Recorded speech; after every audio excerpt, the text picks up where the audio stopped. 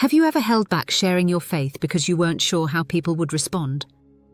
What if the very message you hesitated to speak is the one carrying God's power to save? Hi friends, welcome back to Words for Living, where we open God's Word and discover truth that strengthens our everyday walk with Jesus.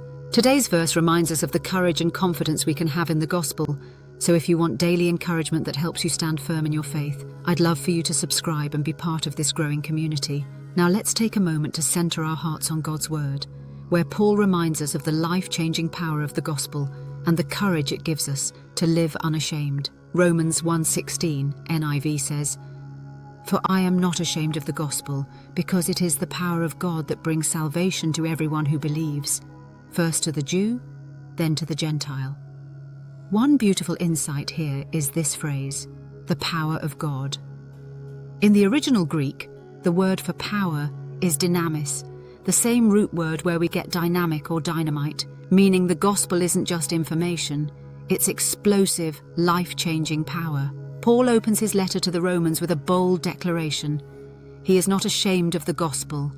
Think about the weight of that. Paul had been imprisoned, beaten, rejected, mocked, and misunderstood, all because of the message of Jesus. Yet he didn't shrink back. He didn't soften the message. He didn't hide what he believed.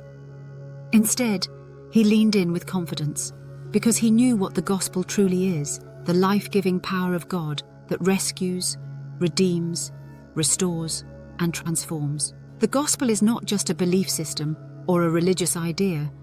It is the very heartbeat of God's love poured out through Jesus Christ. It tells the story of humanity enslaved to sin, unable to save ourselves, unable to earn righteousness, unable to bridge the gap between us and a holy God. But into that hopelessness walks Jesus, perfect, spotless, fully God and fully man. He steps into our story, carries our sin, takes our punishment, and rises again, breaking the chains that once held us captive. True worship doesn't stop with what we believe or what we say. It continues in how we live. When the gospel takes root in our hearts, it moves us beyond words and into action, shaping the way we treat others each day.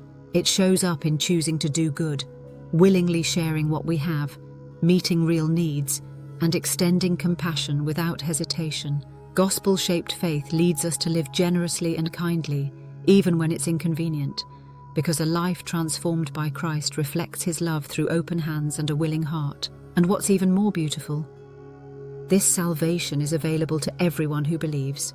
In Paul's day, cultural and religious barriers divided Jews and Gentiles. Privilege, heritage, and tradition often determined who was in and who was out. But Paul levels the ground. Salvation doesn't come from heritage, status, background, or performance. It comes through Jesus alone. This truth echoes throughout Scripture. When Jesus spoke to the Samaritan woman in John 4, a woman rejected by her community and carrying deep shame, he offered her living water, not because she earned it, but because he came to offer salvation to all. When Zacchaeus, a dishonest tax collector, climbed up a tree to see Jesus, in Luke 19, Jesus called him by name and declared, "Today salvation has come to this house." God's saving power reaches the outcast, the curious, the broken, the religious, the rebellious, and the humble.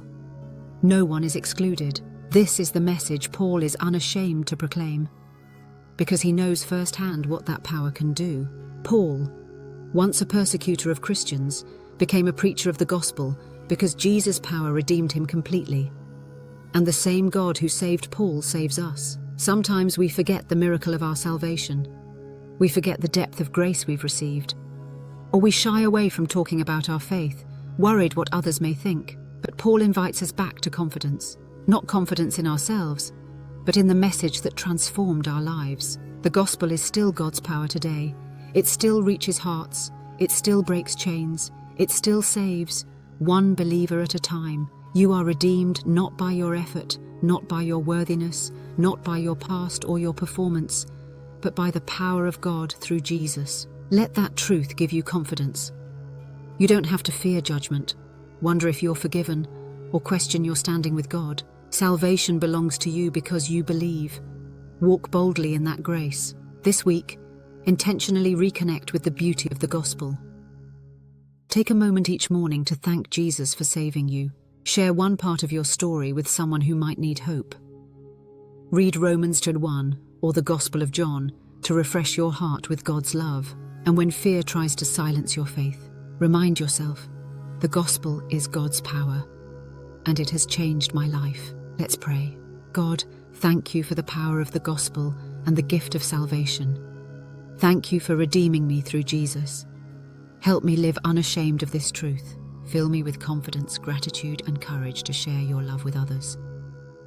Let my life reflect the hope I've received. In Jesus' name, amen. Remember, the gospel isn't just good news. It's God's power at work in you. If today's message encouraged your heart, share it with someone who needs hope. And don't forget to subscribe for more daily devotionals that help you walk closely with God. I'll see you in the next one.